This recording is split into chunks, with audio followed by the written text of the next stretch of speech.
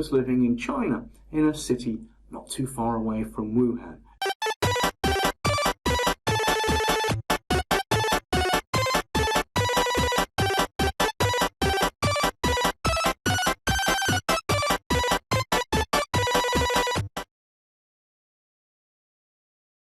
So, ladies and gentlemen, I think it's time to ramp this game up a little further and give you another quite beefy challenge to do. Now, I have a game that when I play it, I can catch fish. Great, and I get so many points. But this game would go on forever.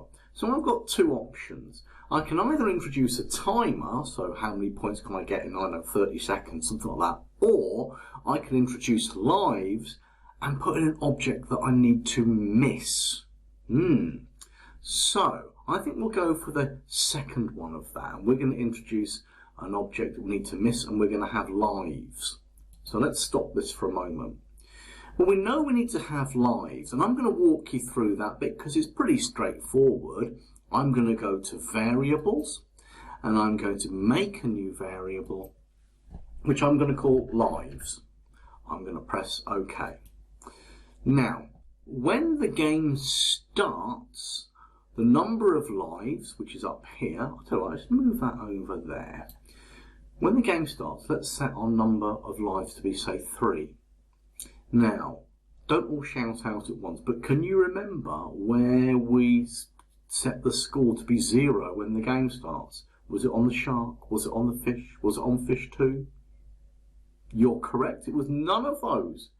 It was on the backdrop, and on the backdrop I've got set score to 0, so I want, when the game starts, set lives to 3, and I'm going to press play, and look at that, I've got 3 lives in the top corner. Now my lives are never going to change because there's nothing in my program or my code on either the fish or the sharks to make the lives go down, and in fact what I really want is to introduce another object. Maybe we'll have something drop from the top of the screen, and if you touch it, you lose one of your lives. That would work. Now, what we need is a new graphic. An object that we don't want to touch that will kill you if you're a shark. Let's have a look. Choose a sprite. A bat. Coronavirus. It's now November, October. No, it's October still there. October 2020. Coronavirus. Bats came for that. Interestingly enough, true story, I was possibly the first person in Britain to get coronavirus on December the 22nd, 2019. Now, if you're in the UK, you're probably thinking it wasn't in. Coronavirus wasn't in the UK in 2019. Yeah, but I was living in China, in a city not too far away from Wuhan. I won't bore you with the story, but true story. My wife, very ill. Anyway, I happened to notice, oh look, we could use a crab. Oh, I think a crab will be quite good. I'm going to go with the crab. I was going to use the octopus, which is further down, but I like that pinchy crab. Because I'm thinking that what we could do is we could use the same technique for making the crab doing the pinching that we did with the shark doing the switching of costumes. That would be cool because the crab has up here 2 costumes, that one and that one. That would work really rather well. So we could use the same, or we could use, go back to the code here, we can use that same routine there for the crab. Instead of the crab coming from the, dropping from the top, maybe the crabs will pop up from the bottom and they'll swim up or something like that. So they'll come up from the bottom of the screen and they'll go up in a straight line. But actually, you know how to do all of that.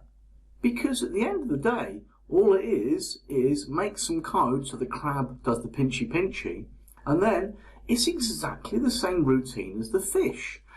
I don't think we'll have 3 crabs, so maybe here we'd have, when the green flag is clicked, I would show, set my size to, I don't know, 30%, go to, you work out what that's going to be. This time we're going to be changing the X values as random, but the Y values would stay the same when it starts.